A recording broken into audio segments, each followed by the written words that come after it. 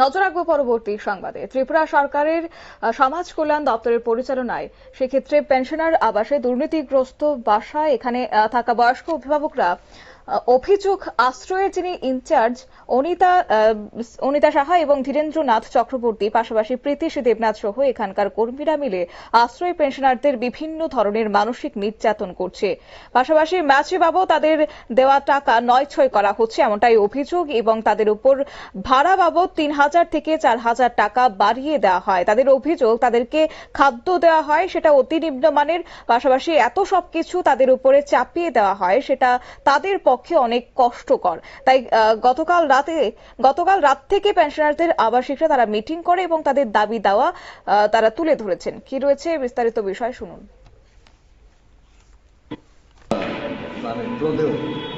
মাসিক প্রদেয় যা সদস্যদের ছিল সেটা ছিল ৫,০০০, কিন্তু সেটার থেকে ২১ সালে ৭,০০০ করা হয়েছে।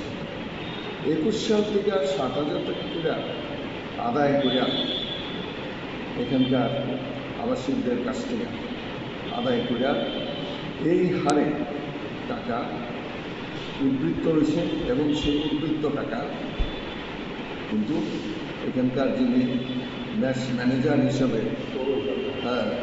যার নাম ছিল ধীরেন্দ্র চক্রবর্তী, এবং ধীরেন্দ্র চক্রবর্তী তাকে নাকি গভর্নিং বডির থেকে নাকি নিয়োগ করা হয়েছে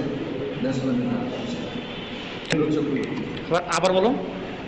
ধীরেন্দ্র চক্রবর্তী, ধীরেন্দ্রনাথ চক্রবর্তী। যাই হোক, তো তিনি কি করছেন টাকা সেটা কিন্তু আমরা জানি না।